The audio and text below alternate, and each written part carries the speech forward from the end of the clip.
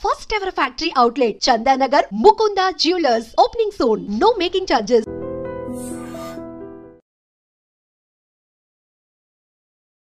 తెలంగాణ రాష్ట్రం ఏర్పడిన తర్వాత మొట్టమొదటిసారిగా ప్రతిపక్షంలో కూర్చున్న తర్వాత కేసీఆర్ విస్తృత స్థాయి సమావేశాన్ని ఏర్పాటు చేశారు. ఆల్మోస్ట్ 8 నెలల తర్వాత తెలంగాణ భవన్కి వచ్చారు. భవిష్యత్తుకు సంబంధించి దిశానిర్దేశం చేశారు. ఎట్ ద సేమ్ టైం 25 ఏళ్ల ఉత్సవాన్ని ఘనంగా జరుపుకోవాలి, ఏడాది పొడుగునా సంబరాలు ఉండాలి అని కార్యకర్తలకు, పార్టీ క్యాడర్కు ఒక దిశానిర్దేశం కూడా చేశారు.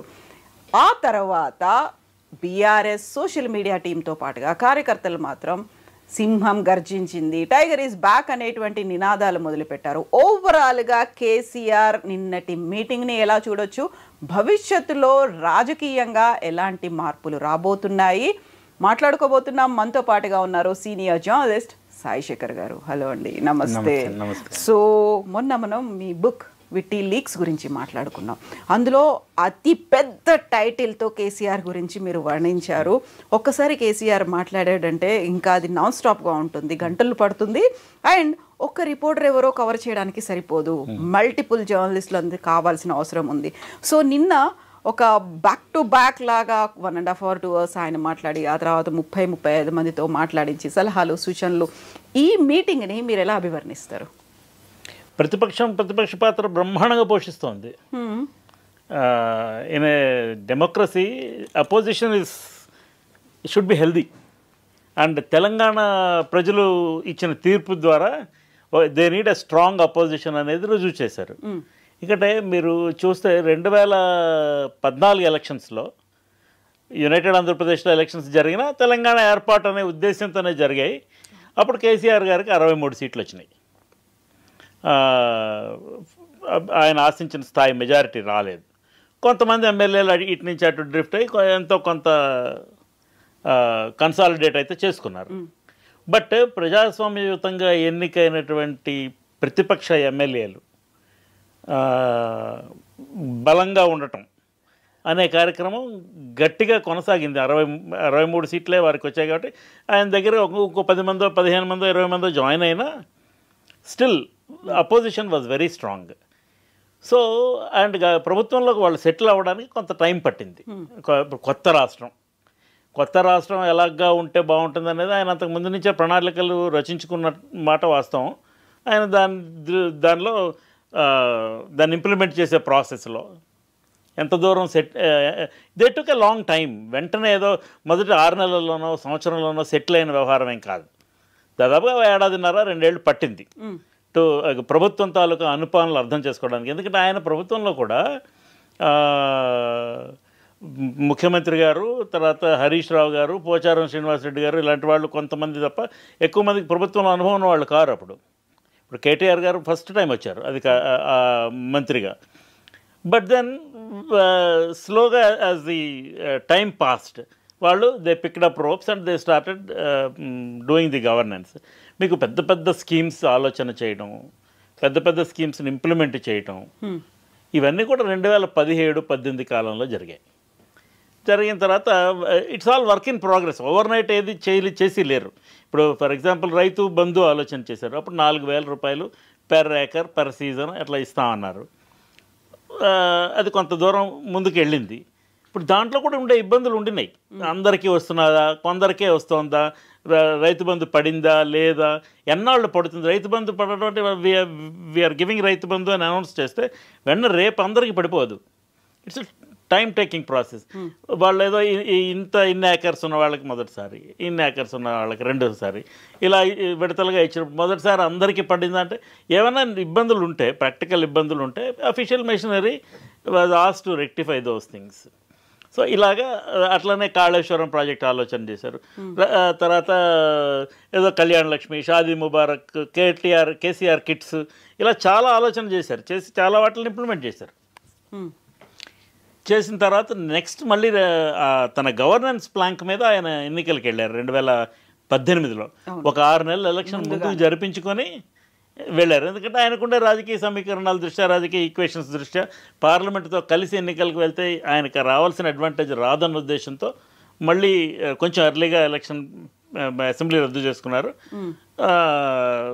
డిసెంబర్కి సెప్టెంబర్లో రద్దు చేసుకుని వాళ్ళు అక్టోబర్లో ఎలక్షన్కి వెళ్దాం అనుకున్నారు. But election commission delayed it by 3 more months and డిసెంబర్కి ఎన్నికలైనాయి అండ్ మళ్ళీ అధికారంలోకి వచ్చారు. సారి వచ్చినప్పుడు people have given proper mandate in favour of TRS.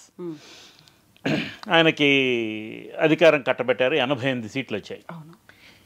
88 సీట్లు వచ్చినప్పుడు అక్కడికి దాన్ని ఆపి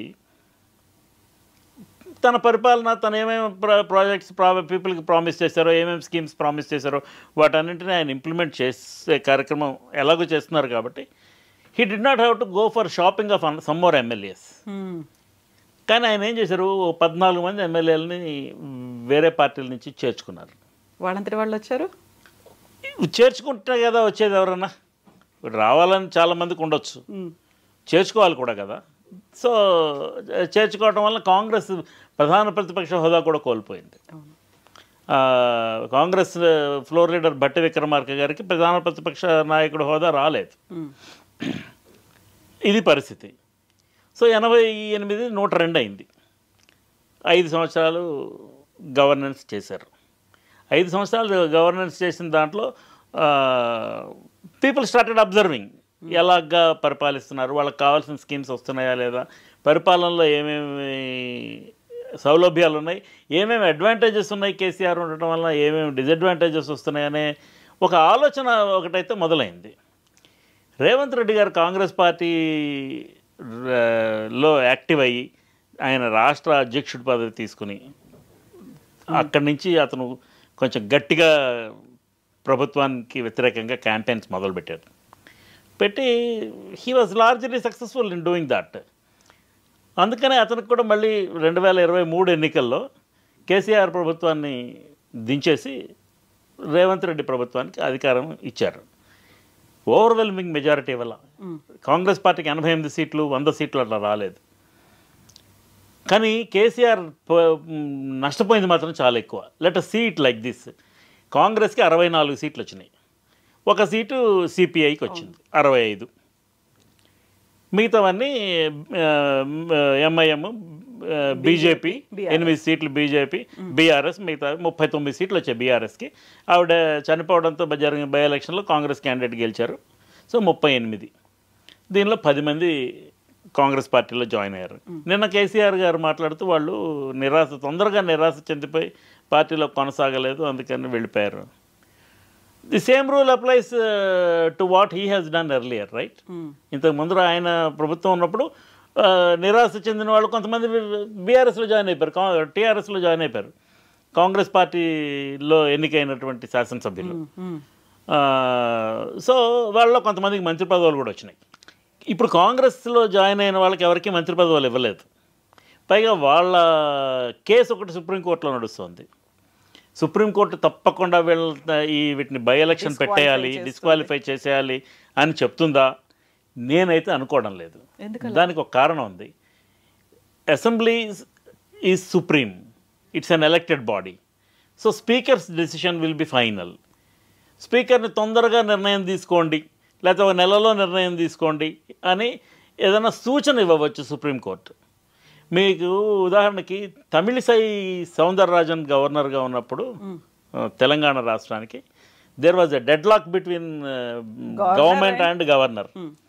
వాళ్ళిద్దరి మధ్యన ఒక ప్రతిష్టంభన ఏర్పడిపోయి మ్యాటర్ కోర్టు దాకా వెళ్ళింది. కోర్టు దాకా వెళితే వాదోపవాదాలు గట్టిగా జరిగాయి. ఆవిడ వాదన ఆవిడ పెట్టారు, ఆయన ప్రభుత్వ వాదన ప్రభుత్వం పెట్టింది. హూ ఈజ్ రైట్ అనేది పీపుల్కి వదిలేయాలి. సో అక్కడ ఏమైంది, ఆవిడ బీజేపీ లీడర్. సో న్యాచురల్గా సెంట్రల్ గవర్నమెంట్కి టీఆర్ఎస్కి వ్యతిరేకంగా ఉంది. ఈయన బీఆర్ఎస్ అని పార్టీని మార్చాడు, నేషనల్ వైడ్గా స్ప్రెడ్ అవ్వాలనే యాక్టివిటీలోకి వచ్చాడు. వచ్చిన తర్వాత వీళ్ళు స్ట్రాంగ్ అయ్యామనే ఫీలింగ్లో ఉన్నారు. సో ఆ డెడ్ లాక్ ఏర్పడినప్పుడు కోర్టు చివరికి కేసు బోత్ సైడ్స్ ఉపసంహరించుకునేటట్టుగా చేసి మీరు కూర్చొని మాట్లాడుకొని, ఇది because both are constitutional positions, అందుకని మీరు దీన్ని ఒక వయా మీడియాగా దీన్ని ఒక సొల్యూషన్ వెతుక్కొని keep the dignity of the offices of both అని ఒక సలహాతో కేసు కోర్టు క్లోజ్ చేసింది. కోర్టు ఏదో ఒక తీర్పు ఇచ్చి ఉండొచ్చు, మీ గవర్నర్ గారిది తప్పనో ముఖ్యమంత్రి గారిది తప్పనో ప్రభుత్వానికి తప్పనో ఏదో ఒక సైడ్ కోర్టు నిర్ణయం తీసుకోవచ్చు. బట్ భారతదేశంలో మన ప్రజాస్వామ్యంలో there are 3 important pillars, which is judiciary. First is legislature, elected representatives of people, then executive, then judiciary. మనం ఏదో మీడియా వాళ్ళు 4th ఎస్టేట్ అనేది ఎడ్మండ్ బర్క్ అప్పుడెప్పుడో బ్రిటిష్ పార్లమెంట్లో మాట్లాడిన దాన్ని అట్రిబ్యూట్ చేసుకొని we also consider ourselves as one of the 4 pillars. But then that apart ఈ మూడు రాజ్యాంగ బద్ధమైనటువంటి బాడీస్. వీటిలో ఏ 2 బాడీస్కి మధ్య ప్రతిష్టంభన రాకూడదు for continuity of governance. So ఈ ఎమ్మెల్యేలని డిస్క్వాలిఫై కోర్టు చేస్తుందా చేయదా నాకు సందేహమే. నిన్న కేసీఆర్ గారు మాట్లాడుతూ తప్పకుండా బై ఎలక్షన్స్ వస్తాయి, మనమే గెలిచిపోతాం, మనం ప్రిపేర్ అయ్యి ఉండాలి దానికి అని సూచన చేశారు. అపోజిషన్గా అది ఆయన బాధ్యత, కోర్టు తీర్పు ఎలా వస్తుందో తెలీదు చూద్దాం అని అట్లా మాట్లాడకూడదు. అవును. సో ఒక లీడర్గా ఆయన ఏం మాట్లాడాలో అది ఆయన మాట్లాడారు. వేరాస్ కాంగ్రెస్ ప్రభుత్వంలో ఉంది, ఇక్కడ స్పీకర్ కాంగ్రెస్ ఎమ్మెల్యేగా ఎలక్ట్ అయ్యారు. అండ్ ఆ 10 మంది శాసనసభ్యులు కూడా బీఆర్ఎస్ నుంచి వెళ్ళి ప్రభుత్వం వైపు చేరున్నారు. అయితే ప్రభుత్వంలో అఫీషియల్గా కాంగ్రెస్ పార్టీలో చేరడానికి మెంబర్షిప్ తీసుకున్నారా? లేదు. కాంగ్రెస్ లెజిస్లేచర్ పార్టీ మెంబర్స్గా నమోదయ్యి ఉన్నారా? లేదు. అందుకనే ఈ మధ్యన సిఎల్పి మీటింగ్ అయినప్పుడు కూడా ఈ 10 మంది వెళ్ళలేదు. సో ఇది ఏమిటవుతుంది అనేది ఇది ఆసక్తికరమైనటువంటి విషయమే. నా అనుభవంలో కోర్టు సర్వసాధారణంగా ఇలాంటి విషయాల్లో it won't jump to conclusions. Because court తాలూకా ప్రధానమైనటువంటి బాధ్యత ఏంటంటే రాజ్యాంగ పరిరక్షణ. ఆ రాజ్యాంగ పరిరక్షణలో ఏ 2 బాడీస్ మధ్యన ప్రతిష్టంభన రాకూడదు. సో అలాగని వీళ్ళు చేసింది రైట్ అనో తప్పనో తీర్పిస్తుందా అంటే తెలియదు. We don't no. అది ఒక ఎక్స్ట్రా జ్యుడిషియల్ కామెంట్ అవుతుంది మనం ఏదైనా దాని గురించి అంటే. వస్తుందని ఆశించడం వీళ్ళకి తప్పు కాదు, వీళ్ళకి ఫేవరబుల్గా జడ్జిమెంట్ వస్తుంది, 10 మంది ఎమ్మెల్యేలు వాళ్ళ పదవులు కోల్పోతారు, మళ్ళీ ఎలక్షన్ వస్తుంది అనేది ప్రతిపక్షం ఆశాభావం వ్యక్తం చేయడం తప్పు కాదు. అది అలాగా ఉండకపోవచ్చు. దాన్ని ఏం చేయాలనేది, దానికి ఎలా అడ్రస్ చేయాలనేది, what are the various legal means అని ప్రభుత్వం కృషి చేయడము తప్పు కాదు. Everybody will try to save their skin in this game. ఇది ఒకటి. రెండోది, నాకు నిన్న ఆయన మాట్లాడిన వాటన్నింటిలోనే నాకు బాగా ఆసక్తి కలిగించిన అంశం ఒకటి ఉంది.